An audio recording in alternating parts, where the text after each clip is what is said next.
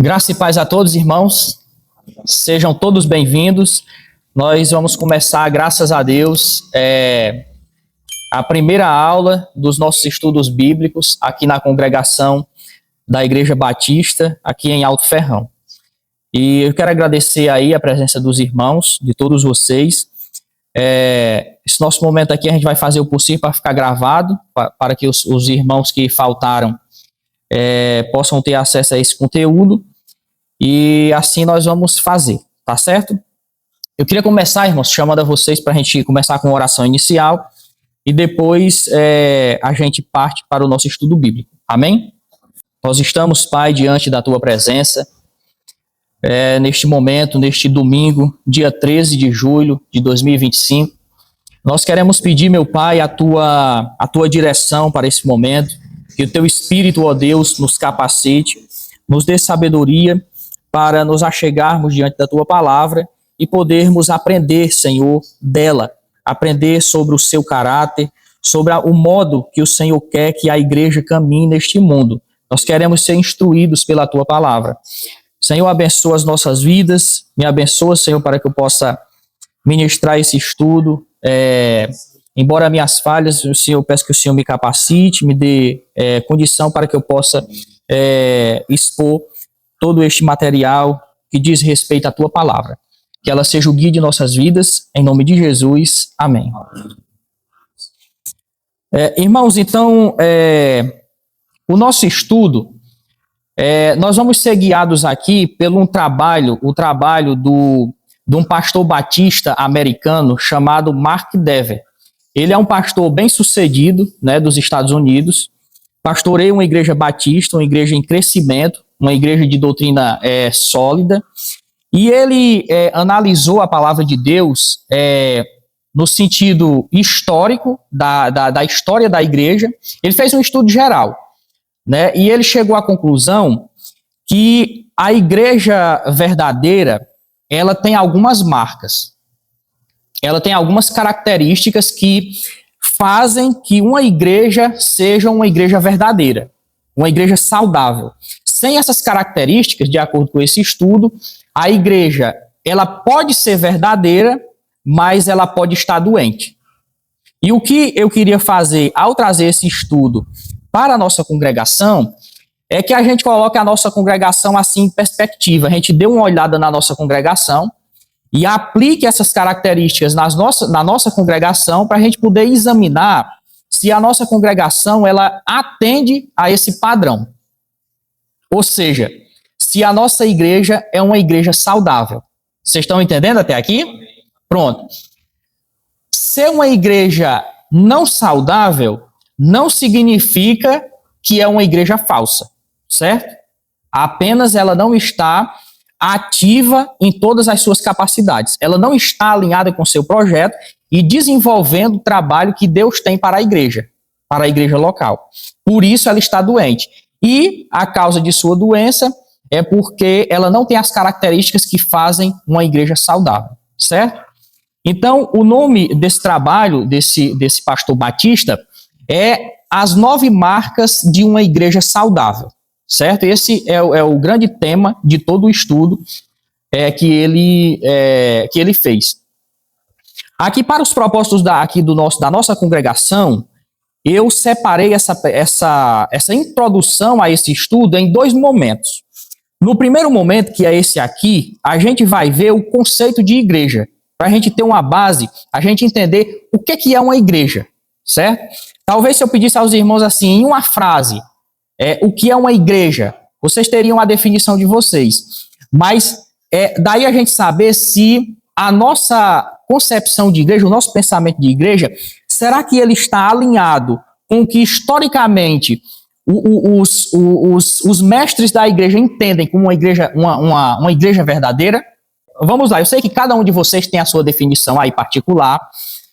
Talvez no próximo momento a gente possa extrair de vocês, até mesmo de mim, um pensamento de igreja. E depois, lá no final das aulas, a gente compara se o nosso pensamento de igreja bate com o que já tem sido fundamentado sobre a igreja, o que já tem sido conceituado sobre igreja, segundo a visão protestante. Então, esse primeiro momento, a gente vai se concentrar nisso. O que é uma igreja? Quais são as suas características? Por que eu tenho que chamar a Igreja Batista de uma igreja verdadeira, de uma igreja cristã? O que significa ser uma igreja? Qual é a sua missão? O nosso objetivo hoje é esse aqui. No segundo momento, que é a segunda parte da nossa introdução, a gente vai ver mais especificamente quais são as características que fazem essa igreja, tá certo? Então, hoje o nosso objetivo é nos atentar sobre o conceito de igreja. Meus irmãos, o que esse projeto nosso aqui não é? O que não é esse projeto? Isso aqui, irmãos, não tem a ver com um manual para o mero crescimento da igreja. Nós não queremos, irmãos, meros membros de igreja. Pessoas que sentam no banco da igreja, mas não têm compromisso com a sua igreja, com a sua denominação, e ainda mais profundo, meros membros não conhecem a doutrina e parece que não conseguiram entender o que significa cristianismo. Porque elas vieram à igreja, mas elas não conseguiram entender a verdade. Então, isso aqui não é um manual para a gente encher a nossa igreja de pessoas. Nós queremos encher a nossa igreja de crentes verdadeiros, caracterizados pelo novo nascimento e pelas características contidas na palavra de Deus. Outra coisa, esse nosso projeto, irmãos, não é uma receita de como deixar as pessoas felizes. Embora tudo isso aqui tenha o efeito de fazer uma pessoa feliz. Ou seja, a palavra de Deus, quando você tem um contato com a palavra de Deus e você sabe que Jesus ele perdoa os seus pecados, isso lhe traz paz, liberdade, lhe traz alegria, né? E pode lhe livrar de vários tipos de tensão que você pode ter, tristezas, depressões, mas o foco principal não é atacar a tristeza das pessoas, não é fazer com que as pessoas sejam felizes apenas. Não, isso está incluído no projeto de Jesus. Mas a grande obra da igreja neste mundo não tem a ver principalmente com isso, mas tem a ver com a conscientização das pessoas de que elas precisam se alinhar com a palavra de Deus, certo? Isso, o alinhamento de uma pessoa, qualquer que seja ela, com a palavra de Deus faz dela um cristão. E as consequências disso, irmãos, com certeza, uma das consequências de ser um cristão é que a alegria, a paz, a liberdade estará nessa pessoa. Mas se a igreja, por que eu digo assim, não é essa a obra principal da igreja? Fazer com que as pessoas se sintam bem, meramente falando, não é essa a obra da igreja. Por quê? Se for essa a obra da igreja, nós podemos até trazer pessoas aqui para mudar o quadro existencial de depressão que ela tem passado. Ela pode melhorar pelas coisas que fazemos aqui, mas no primeiro momento que ela conseguir satisfazer essa alegria em outro ambiente que seja maior, que tenha maior alegria do que aqui, seja numa casa de show, em qualquer outro ambiente, ela vai para lá. Porque o que ela quer, na verdade, e essa é uma ânsia de todo ser humano não regenerado, ele quer ser feliz. Então, se a obra da igreja é meramente fazer pessoas felizes, na hora que a pessoa conseguir, ela pode ser até feliz na igreja, na congregação, na comunidade em que ela está inserida. Mas na hora que ela vir outro ambiente que possa ter uma alegria, uma satisfação maior, ela corre para lá. Porque o seu objetivo não é, ela não entendeu o evangelho. O objetivo dela é estar de bem com a vida. Então nós queremos nos desviar disso aí, nós queremos acertar o ponto certo, nós queremos ter foco aqui no nosso projeto. O que essa obra é? Então, irmãos, essa obra é um estudo das Escrituras, em primeiro lugar. A palavra de Deus está no centro. É a ela que nós temos que recorrer. Nós temos que estudar a Bíblia. Porque historicamente se tem visto, e os estudos dos mestres da igreja comprovam isso, que a única coisa que tem mudado o quadro de destruição do mundo pelo ser humano é a visão de mundo apresentada pela palavra de Deus. Psicologia não tem mudado, os estudos científicos não têm mudado, mas a palavra de Deus, a visão de mundo que a palavra de Deus mostra à humanidade, tem se provado que a palavra de Deus tem capacidade de mudar pessoas, de transformar vidas. Então, em primeiro lugar, o nosso projeto tem a ver com o estudo das Escrituras e da história da igreja para descobrir as marcas que caracterizam uma igreja saudável. Então, tem duas coisas aqui. Em primeiro lugar, o nosso estudo tem a ver com o estudo da palavra de Deus. E em segundo lugar, nós iremos analisar o quê? A história da igreja e percebermos em toda a história as características que fizeram parte da igreja de Cristo. Tá certo? E uma igreja que tem as características que eu vou mostrar para vocês, ela cresce para a glória de Deus. Tá certo? Então, a obra, irmãos, ela trata do papel da igreja no mundo. Por isso que ela tem que estar saudável. Tem uma passagem nas Escrituras, eu não coloquei aqui, mas me lembrei agora, que todos vocês sabem, o episódio de Jesus, quando ele se encontra com a sogra de Pedro. Vocês sabem que ela estava o quê? Doente. E, claro, a pessoa quando está doente, a coisa que ela quer fazer é se deitar e descansar. A natureza da doença não importa. O importante é que ela estava lá, estava doente, e por isso ela estava inativa. Mas quando Jesus a curou, é interessante e parece que a Bíblia quer mostrar essa atividade dela. Ela levanta e começa a servir as pessoas. Então a doença sai, a pessoa começa a ser ativa novamente, porque o ser humano, ele é ativo. Ele faz ações. Quando a gente está doente, a gente não faz, a gente fica parado. Esse aqui é o grande ponto. Quando a igreja, irmãos, ela está dentro de um ambiente doentio, ela se encontra enferma, ela não pode ser ativa, ela está parada. Por quê? Porque ela está doente. Mas, como o nosso projeto tem a ver com o papel da igreja no mundo, é necessário que a igreja esteja saudável. Porque uma vez saudável, ela vai estar ativa e ela vai estar cumprindo o papel que Deus deu para ela fazer neste mundo.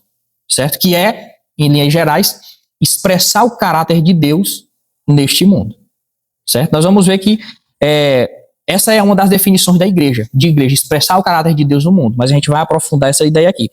Antes de mais nada, irmãos, vamos dar uma olhada em algumas referências bíblicas para nós percebermos o que Jesus falou sobre a relação do nosso corpo saudável doentio com a nossa atividade cristã neste mundo. Jesus trouxe saúde ao corpo das pessoas para salientar a saúde que ele oferecia para a alma, certo? Então, a primeira coisa que a gente vê aqui é que quando Jesus ele estava curando as pessoas,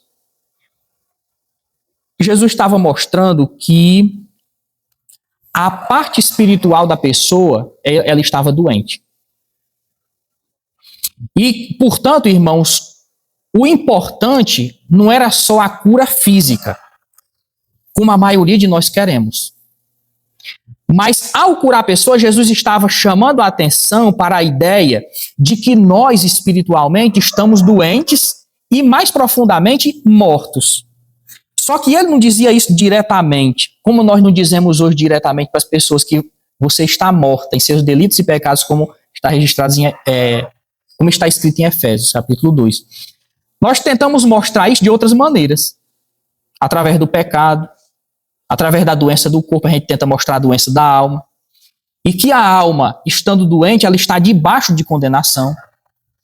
Jesus também tinha esses meios. Quando ele curava as pessoas, ele estava chamando a atenção das pessoas para uma realidade mais profunda, em que as pessoas se encontravam enfermas, doentes, debaixo de condenação e necessitavam de serem curadas, certo? E os apóstolos e os discípulos continuaram a fazer o mesmo ministério de outorgar saúde e exaltar a Cristo. Meus irmãos, a obra que Jesus deixou para nós, primeiramente para os apóstolos, para os discípulos e hoje para nós, é uma obra que está além do nosso poder, digamos assim, da nossa capacidade de fazer. Transformar uma pessoa do estado de morte para um estado de vida é uma obra que se reserva somente ao poder de Deus. Então, essa foi a obra que Deus deu para Jesus fazer. E Jesus fez no poder do Espírito Santo. Ele deixou essa obra para os seus seguidores, o que eles continuaram a fazer depois que Jesus partiu.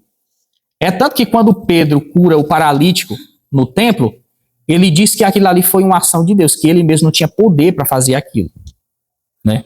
Então, nós temos que confiar em Deus, que a obra que Jesus deixou para nós fazer, mesmo nós não tendo condição e capacidade de fazer, ou seja, ela estando fora do nosso poder de atuação, Deus, ele opera por nós. Assim como ele fez através do apóstolo Pedro ao curar aquele paralítico.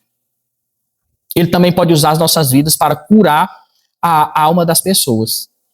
Por exemplo, um momento em que Deus pode fazer isso. Quando nós estamos comunicando o evangelho para outra pessoa.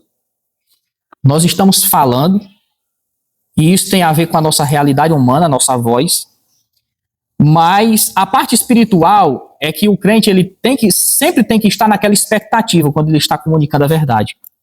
Que Deus ele pode vir e ele pode agir no coração da pessoa. E a qualquer momento, aquela pessoa que está ouvindo a comunicação do evangelho verdadeiro, ela pode ter o coração dela aberto por Deus para compreender as verdades que você fala. Então, o ponto importante aqui, a nossa mensagem não tem o poder de atingir o coração, nós falamos aos ouvidos das pessoas, mas o Espírito de Deus, a obra espiritual de Deus, enquanto estamos fazendo a comunicação do Evangelho, a obra espiritual de Deus pode pegar a palavra que nós estamos falando aos ouvidos e levar ao coração. Meus irmãos, esse movimento do ouvido ao coração parece bem perto aqui, fisicamente falando, tendo o coração como a mente da pessoa. Parece bem próximo, mas é uma distância sem fim para o ser humano. De modo que ele não consegue falar a mente morta de uma pessoa. Essa ação é de Deus. O ser humano não tem essa capacidade. Deus é quem faz. Ele fez com o apóstolo Paulo. A obra que ele fez com Lídia nos Atos dos Apóstolos, capítulo 16, não foi que Deus evangelizou. Quem fez isso foi Paulo. Mas a obra reservada a Deus é de abrir o coração. Essa é a cura espiritual. Agora a pergunta. A igreja tem que entender isso. Porque quando a igreja entende isso, e essa é uma das características, o entendimento correto do que é o evangelho, quando a igreja entende isso, ela vai entender também que não é por estratégias humanas, não é por modas humanas, inovações humanas, nunca foi por isso que uma pessoa vai ser transformada. É apenas e tão somente quando ela é exposta ao evangelho. Que quando ela está sendo exposta ao evangelho, aquele é um ambiente propício a Deus atuar. Porque a fé, ela vem pelo quê? Pelo ouvir. Então, irmãos, geralmente, é claro que casos excepcionais podem acontecer, ou seja, Deus pode salvar uma pessoa sem o evangelho. Salvo uma criança recém-nascida, ela nunca ouviu o evangelho. Mas todos nós compreendemos que as crianças, elas herdam o reino dos céus. Pelo menos essa é o pensamento majoritário da igreja, que as crianças, elas herdam o reino dos céus. Mas, geralmente, normalmente, Deus salva pessoas através da mensagem. Significa o quê? Que enquanto você fala, você traz a pessoa para o ambiente em que Deus pode atuar. Fora dele, é perdição. Então, aqui nós compreendemos o propósito específico de nossas vidas dentro da igreja. Quando é que você traz uma pessoa para dentro do ambiente em que Deus vai atuar para abrir o coração? É quando você comunica, e enquanto você está comunicando, o evangelho puro e simples de Jesus Cristo. Fora dessa comunicação, a pessoa está fora desse ambiente. Por isso, o nosso papel é muito importante. Então, às vezes, nós dizemos assim, todos nós podemos fazer isso. Inclusive, eu já fiz muitas vezes. O Senhor salva fulano. E a gente cita o nome e tudo. Mas, enquanto a gente está só aí, é importante, a oração é muito importante, está incluído nos passos pelos quais Deus vai salvar a pessoa. Mas a oração, tudo isso é para que a comunicação do evangelho aconteça. Então você está lá, você está orando, até você tem o desejo de que aquela pessoa seja salva. Mas você não está trazendo ela para dentro do ambiente onde Deus pode atuar e agir, que é o ambiente da comunicação do evangelho. A comunicação não acontece. Ou seja, a pessoa nunca vem para essa esfera onde Deus pode atuar. É como se a gente sempre deixasse a pessoa fora do contexto, fora do ambiente, fora da igreja. Agora, irmãos, nós vamos aqui, nós já estamos perto aqui do final. Irmãos, vamos aqui ver o que é que caracteriza uma igreja doente. Em primeiro lugar, ela está o que aí? Improdutiva. É o primeiro sinal. Você começa a ver que uma pessoa ela está doente quando ela está improdutiva. Uma árvore, uma árvore que é para colocar frutos, quando ela não coloca, tem alguma coisa errada. Por isso que o agricultor ele vai aplicar alguns remédios. Virar a terra, mudar a forma de irrigação, talvez até aplicar ali algum tipo de... fazer alguma ação química para ver se a planta reage. Porque, pelo que ele está vendo, ela está ocupando espaço, não está frutificando. Então, a ideia é que ela está doente, porque ela está improdutiva. Então, a gente tira a gente tira o pensamento do que a gente não pode ver pelo que a gente está vendo. Se uma pessoa está parada, improdutiva, inativa, isso significa que ela está o quê? Doente. O que caracteriza uma igreja doente? Ela está parada, improdutiva, sem conhecer as escrituras e a sua missão. Irmãos, isso é incrível até na nossa vida pessoal. Quando você não tem uma programação durante o seu dia, você não tem um objetivo, um foco, você não produz nada. Se você for estudar para alguma coisa, se você for fazer qualquer coisa que seja, qualquer projeto, se você não parar para você colocar as etapas, as estratégias, o caminho para você trilhar e organizar tudo isso, simplesmente você não consegue fazer. Quantas vezes crentes que já têm uma certa idade, no início do ano não planejaram ler a Bíblia inteira, mas simplesmente não conseguem passar do segundo mês, porque não tem um planejamento.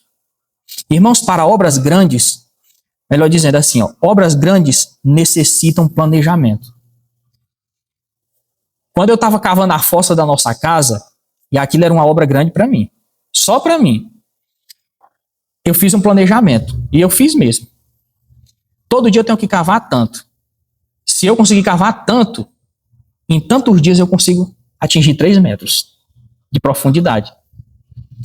Eu sabia que eu, como não sou acostumado nesse trabalho de cavar o chão, se eu fosse colocar para valer, eu ia parar no primeiro dia, porque eu não ia aguentar.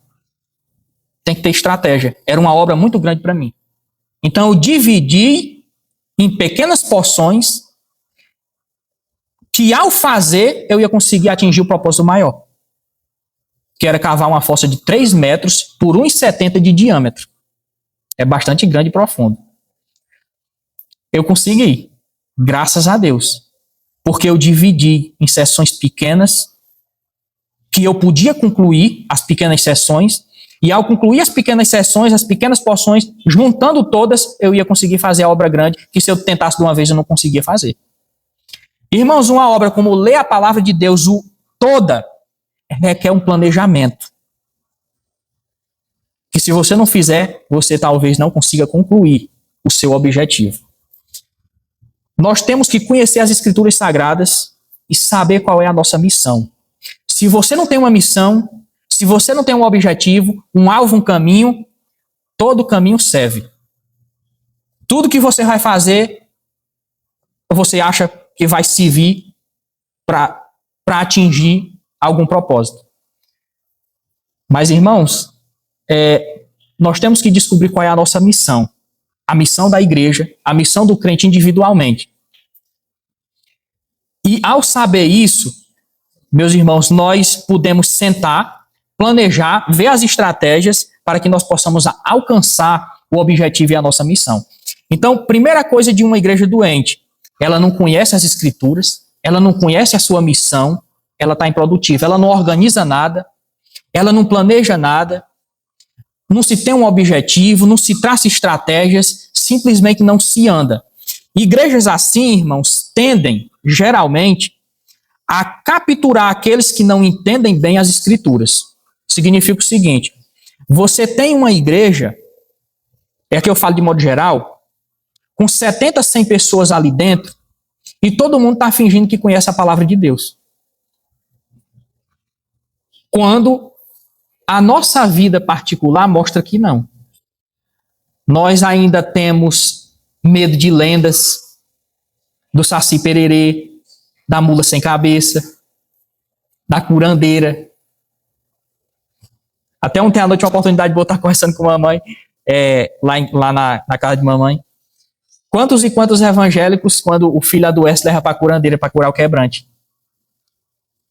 Se tivéssemos uma compreensão básica das escrituras, saberíamos que isso é lenda.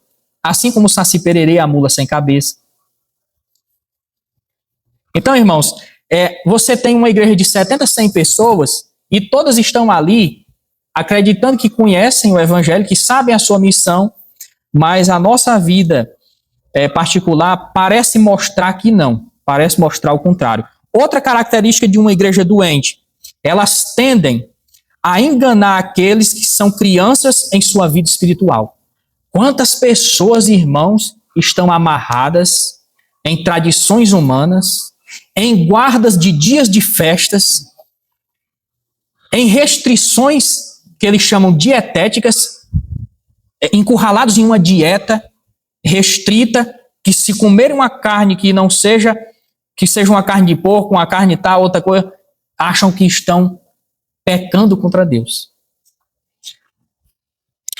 Então, irmãos, por que as igrejas, uma igreja doente, ela pode, como diz aqui a palavra do autor, enganar aqueles que são crianças espiritualmente? Não é uma coisa tal, eu penso que não seja intencional. Quero ir por esse lado. Mas por que fazem isso? Talvez envolvidas nesse auto-engano, enganam também os seus fiéis. A única coisa que liberta isso é o conhecimento das escrituras. Outra característica das igrejas, de uma igreja doente. Igrejas doentes são forças antimissionárias, terrivelmente eficazes. Por quê, irmãos? Porque uma igreja doente, ela não consegue compreender a sua missão e, muito provavelmente, por não entender a sua missão, ela talvez esteja fazendo missões com toda boa vontade e honestidade, mas talvez da maneira incorreta, da maneira errada, equivocada. Já pensou, irmãos? Você fazer um tratamento de 30 dias com um remédio e você descobrir no final dos 30 dias que aquele remédio talvez não seja adequado? Que o doutor passou o caminho errado para você. Em vez de você chegar na cura, você ficou prejudicado, continua prejudicado. Eu não digo todas, irmãos, mas talvez uma boa porcentagem da igreja brasileira, e ela talvez esteja fazendo missões de modo a não compreender o que é a missão verdadeira da igreja sobre essa terra. Por isso você vê, meus irmãos, tantas estratégias, tantas modas, e quando às vezes você pergunta a uma pessoa o que é o evangelho, o que é uma igreja, o que é justificação, o que é a Trindade, qual é a obra de Jesus Cristo, qual é a natureza da pessoa do Espírito Santo, o que é o batismo, o que é a Santa Ceia, ninguém sabe responder nada disso. Mas você tem várias estratégias de como você fazer campanhas para você alcançar os seus objetivos, as suas conquistas. Tem alguma coisa que precisa ser melhorada. Isso no contexto geral da igreja. Então, igrejas não saudáveis, elas têm essa tendência de serem antimissionárias. Talvez involuntariamente, por não conhecerem a sua missão, talvez não estejam trilhando as estratégias certas, apropriadas. Agora nós vamos ver o que é uma igreja saudável e iremos concluir. O que é então uma igreja saudável? Em uma frase, uma igreja saudável é uma igreja que está alinhada com a sua missão e com o seu propósito. Agora a grande pergunta: eu estou alinhado com o meu propósito? A nossa congregação está alinhada com a nossa missão? Para saber responder isso, temos que saber a nossa missão. Temos que ter isso muito bem definido. Qual é o nosso papel? Para saber se nós estamos lá. Então, essa é a grande característica da igreja saudável. Ela está alinhada com a sua missão, com o seu objetivo. Tá certo? Nós vamos aprofundar essa ideia aqui. Agora vem a grande questão e o grande ponto central de todo o nosso projeto. O que torna uma igreja saudável? Aqui é o grande ponto. Não adianta falar das causas, diagnosticar o problema, fazer exame, descobrir a doença e não dizer a solução. Então, qual é o caminho que temos a percorrer? O autor nos mostra 9 marcas bíblicas que exigem compromisso. Quais sejam elas? As seguintes: pregação expositiva, teologia bíblica, o evangelho, o entendimento bíblico da conversão, o entendimento bíblico da evangelização, o entendimento bíblico da membresia da igreja, disciplina bíblica na igreja, interesse pelo discipulado e crescimento, liderança bíblica na igreja. Quando nós vemos essas 9 marcas, nós já dizemos: rapaz, mas eu já conheço tudo isso. Mas quando a gente começa a estudar cada uma delas, nós começamos a observar, meus irmãos, talvez o quanto nós estamos distante do que é pregação expositiva, característica da igreja desde o primeiro século. Não é só pregar, é saber o que você está pregando. E essa primeira característica, meus irmãos, ela talvez seja a mais importante, que vai reger todas as outras, porque ela vai expor as pessoas à palavra de Deus. Mas se você pega as escrituras, você lê o texto, e você não consegue perceber a mensagem central do texto, e você não passa isso às pessoas, e nem como essa mensagem pode ser aplicada à vida das pessoas, você não pregou nada. Nós não pregamos nada. Nós temos que descobrir o que a palavra de Deus disse para os seus ouvintes no passado, tomar esse entendimento e trazer para nós hoje. Se nós não fizermos isso, irmãos, nós não estamos pregando a palavra de Deus. E se você não expõe a palavra de Deus às pessoas, as pessoas simplesmente não entendem as escrituras, não entendem a sua missão, não traçam estratégias e ficam inativas. A teologia bíblica, irmãos, tem a ver com o entendimento geral das escrituras. Quantas pessoas, irmãos, não estão perdidas? Tipo o seguinte, para dizer só um exemplo básico. Rapaz, eu devo guardar o sábado ou não? A Bíblia diz que sim, em vários momentos. E aí? Você tem que ter você tem que saber o que a Bíblia diz em seu pensamento geral. E não em uma parte específica. Isso tem a ver com teologia bíblica. Muitas pessoas são enganadas aqui, porque elas não têm uma compreensão geral, e não é necessário ter de toda a Bíblia, ninguém tem isso, mas pelo menos nós precisamos do básico. Saber o que a Bíblia diz em seu conjunto geral. Na administração de todas as suas doutrinas, qual é o resumo básico? O que a Bíblia diz sobre guardas de dias, sobre comidas sacrificadas? O que a Bíblia em geral diz sobre isso? Qual é o resumo geral? O que a Bíblia diz para nós hoje? Né? E assim, irmãos, eu vou falar sobre todas elas na próxima oportunidade.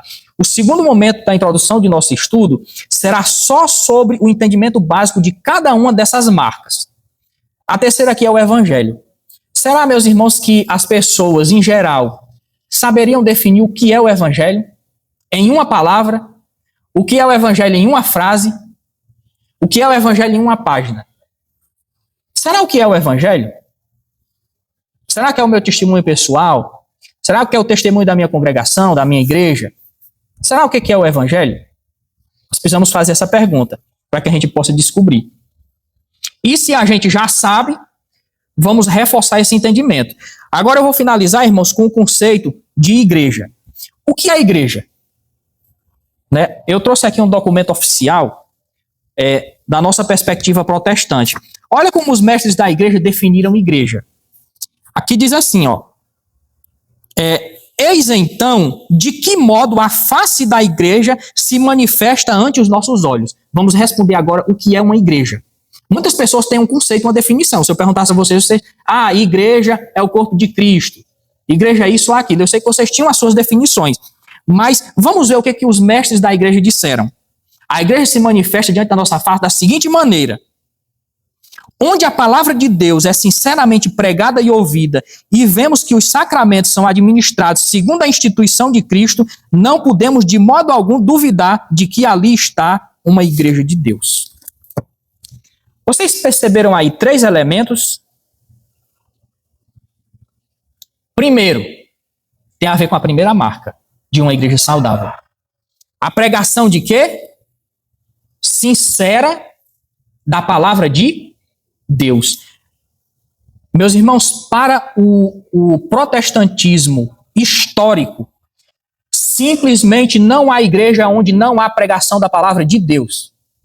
Não existe igreja. Pode ter ajuntamento, pode ter uma comunidade, podem ter boas intenções para a comunidade em que elas estão inseridas, podem ter boas intenções para a cidade delas, mas se não tem pregação da palavra de Deus, não existe uma igreja. Aí nós podemos dizer, mas toda igreja protestante prega a palavra de Deus porque elas abrem a Bíblia e pregam a palavra de Deus. Irmãos, nós temos que saber o que é pregação. Nós temos que sentar e entender o que é isso. Porque não é fácil compreender as verdades estabelecidas na palavra de Deus. Exige esforço. E não é obrigação de nenhum membro da igreja, irmãos, ter esse esforço exagerado. É necessário o membro ter esforço, buscar, mas sabe de quem é o papel primário de educar os membros da igreja na palavra de Deus? É do líder da igreja. É o pastor da igreja. Essa função é dele. É ele que tem que alimentar as igrejas, o rebanho. Esse é o ofício do pastor. Por isso ele tem que ser dedicado, ele tem que ser exclusivo. Ele tem que ter esse papel. Porque as pessoas, elas têm os seus compromissos, seus trabalhos, mas o ofício pastoral é alimentar suas ovelhas na palavra de Deus. Onde não existe isso, simplesmente não existe igreja. A outra característica é dupla. Onde os sacramentos são administrados de acordo com a ordenança de Cristo. Se eu dissesse quais são os sacramentos, eu não sei se poderíamos responder isso, mas são 2. E isso revela, se não soubermos, o quanto nós precisamos nos debruçar sobre esses assuntos. Porque se não soubermos disso, não sabemos nem o que é uma igreja. Quais são os 2 sacramentos, as 2 ordenanças para nós? O batismo e a Santa Ceia. Então essa é a definição aqui básica de igreja. A definição inicial. Onde há um ajuntamento, a palavra de Deus é pregada e ouvida, e são administrados o batismo e a Santa Ceia, não podemos duvidar. Ali existe uma igreja. Certo? Então você fica só com esses 3 elementos. Pregação da palavra de Deus, pregada e ouvida, o batismo e a Santa Ceia. Muitas outras comunidades vão ter definições diferentes, mas aqui a pergunta é, historicamente, o que é a igreja? A igreja, segundo o catolicismo, tem definido, e tem várias definições, mas nós entendemos que, historicamente, a igreja está alinhada com essas 3 coisas. Pregação da palavra de Deus, o batismo e a Santa Ceia. Tá certo? Uma definição aqui mais elaborada diz assim: as marcas para conhecer a igreja, a verdadeira igreja, são estas. Ela mantém a pura pregação do evangelho, a pura administração dos sacramentos para nós ordenanças, como Cristo os instituiu, e o exercício da disciplina eclesiástica para castigar os pecados. Em resumo, a igreja, ela se orienta segundo a pura palavra de Deus, rejeitando todo o contrário a esta palavra e reconhecendo Jesus Cristo como o único cabeça, dominador, o seu líder, o seu chefe. Vocês podem perceber que aqui foi adicionada outra característica, a disciplina na igreja. Onde não existe isso, meus irmãos, existe desorganização. Não há combate ao pecado, ao erro, simplesmente não existe disciplina. Tudo é aceito em nome de não espantar ninguém. Então nós amaciamos as coisas sob pena de perdermos alguns membros. Nós não queremos perder pessoas e por isso nós, se estiver ao alcance, se pudermos amaciar um pouco, nós vamos fazer, porque o nosso objetivo maior é não perder pessoas. A igreja verdadeira faz isso? Ela não faz. A igreja verdadeira aceita pessoas de toda natureza em seu seio, mas na comunhão da igreja, ela precisa estar, a pessoa, fidelizada com a palavra de Deus, subordinada à Santa Ceia e ao batismo, e à disciplina da igreja em que ela está inserida. Isso é muito importante, meus irmãos. Sem essas coisas, nós expulsamos pessoas? Não. A pessoa continua frequentando a igreja, desfrutando desse ambiente de bênção, mas, embora entre os salvos, apartada da comunhão dos santos. Porque ela não está submetida à igreja verdadeira. Ela não tem nenhum compromisso com a obediência da palavra de Deus explicada. Ela nem gosta disso, de ouvir pregações. A ceia do Senhor não importa. Eu não preciso ser batizado, não preciso publicar essa minha fé às pessoas. E quando se falar para mim andar na linha, ser disciplinado, eu andar obediente a princípios de 2000 anos atrás, eu sinto muito, eu não vou submeter a minha vida, os meus princípios a isso. Então essa pessoa ela é bem recebida. Mas embora dentro da igreja, ela está apartada da comunhão dos santos. É simples assim, irmãos. É bem definido dessa maneira. Então, nós definimos agora a igreja. Nós estamos preparados agora para identificar as marcas da igreja. Então, eu queria fazer uma distinção aqui bem clara, irmãos. O ponto desse estudo, a distinção aqui, vejam bem, em nenhum momento eu falei de igrejas falsas e igrejas verdadeiras. Em nenhum momento.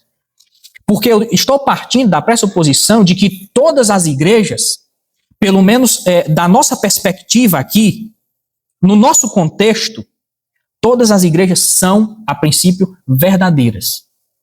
Eu estou partindo desse ponto de vista. Ainda que nós precisemos melhorar nos princípios básicos e fundamentais, a pregação expositiva, e os demais, a disciplina na igreja, termos um entendimento melhor do que é batismo e do que é a Santa Ceia, o que ela significa. Eu reconheço que podemos aprofundar esses temas. Não reconheço que sejam igrejas falsas. Eu estou trabalhando com a perspectiva de que são igrejas verdadeiras. A distinção não é, a igreja fulana é falsa, a igreja tal é verdadeira, a nossa é verdadeira, fulana... Não, não é isso. É entre igrejas verdadeiras, qual é a saudável? Essa é a diferença, irmãos. Vocês estão compreendendo até aqui? Entre as igrejas verdadeiras, qual é a saudável? Nossa igreja é verdadeira? Passa na prova? Passa, meus irmãos. Passa na prova, sim. Talvez tire nota máxima. O ponto a saber é, somos saudáveis? Estamos ativos? Esse é o grande ponto a saber. Por isso o nosso estudo, meus irmãos, ele é construtivo e positivo. Não é condenatório e nem aniquilador. Nós não estamos aqui com aquele objetivo aqui assim, ó. Vamos fazer um estudo, uma pesquisa. Se tal congregação, tal igreja foi encontrada falha, acabou-se. Não. Nosso objetivo aqui é fazer um diagnóstico, um exame, identificar as dificuldades e aprimorar isso. Certo? Então, para isso, nós precisamos saber a distinção entre uma igreja enferma e uma igreja saudável. Então, eu vou aqui fazer a coisa de modo a encontrarmos um problema para podermos resolver. Isso aqui é eu que organizei essa parte aqui para que a gente encontre um problema e possa resolver. Buscar as causas para resolver. Então vamos lá. Colocando a questão de forma problemática.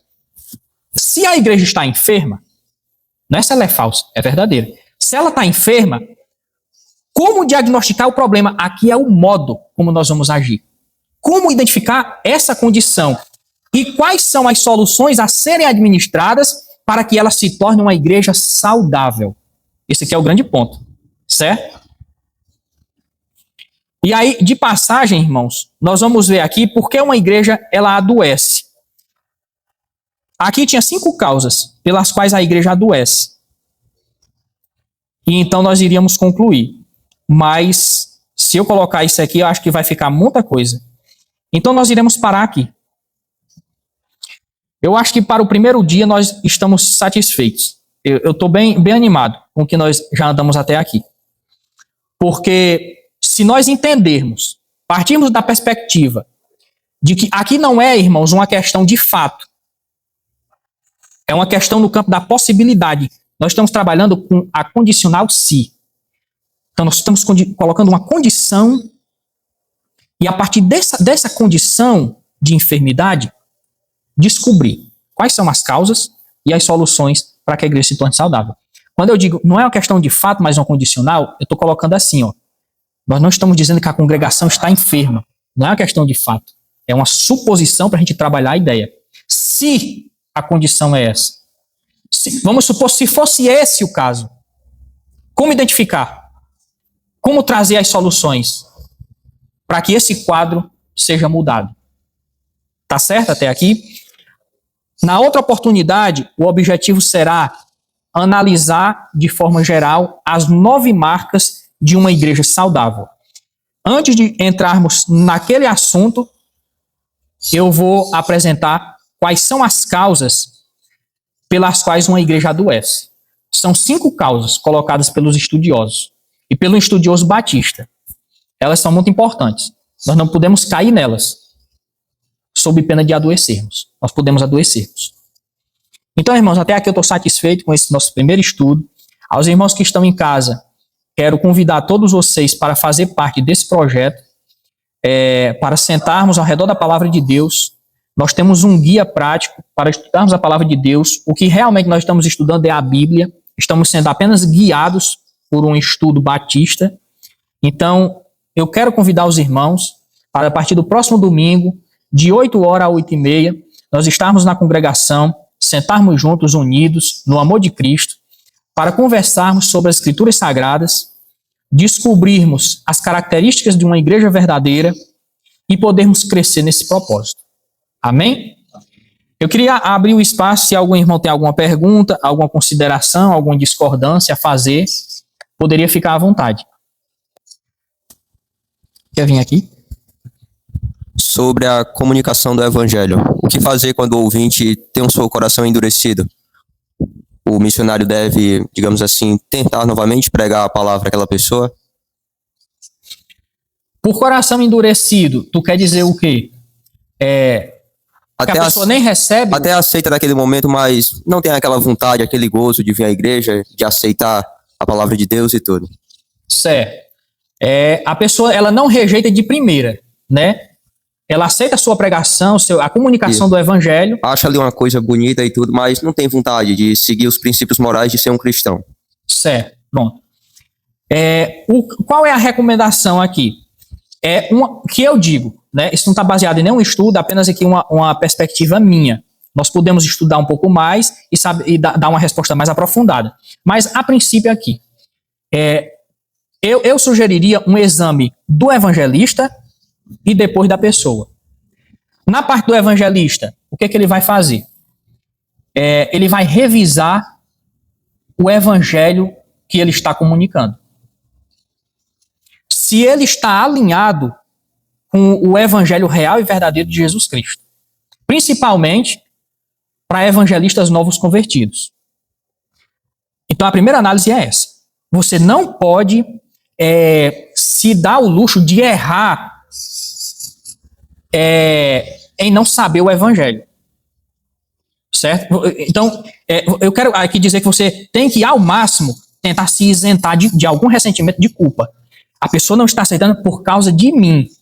Uma suposição. Será que eu não estou evangelizando de verdade? Será que eu não estou apresentando o evangelho verdadeiro? Então, é uma análise do meu plano de comunicação do evangelho. Primeiro, esse aqui eu diria que era a primeira coisa. Segunda, analisar a vida da pessoa. Aqui não é descobrir segredos, nada disso. É fazer uma análise do perfil da pessoa. Tendo essas duas questões aqui já examinadas, então eu diria o seguinte: ponto principal, a perseverança nesse trabalho, nessa obra, sem chegar ao limite insuportável de incomodar a pessoa e também sem chegar ao outro extremo de se ausentar a tal ponto que a pessoa sinta falta da comunicação do evangelho. Certo? Então você está ali no meio termo. Certo? Perseverança. E fazer com que essa pessoa agora faça parte das suas orações pessoais. Então seriam essas três coisas: uma autoanálise do evangelista, uma análise da pessoa, a perseverança na obra de comunicação do evangelho verdadeiro e a inclusão da pessoa nas suas orações. Mas é claro que essa resposta, irmãos, pode ser bem aprofundada. Alguma outra questão?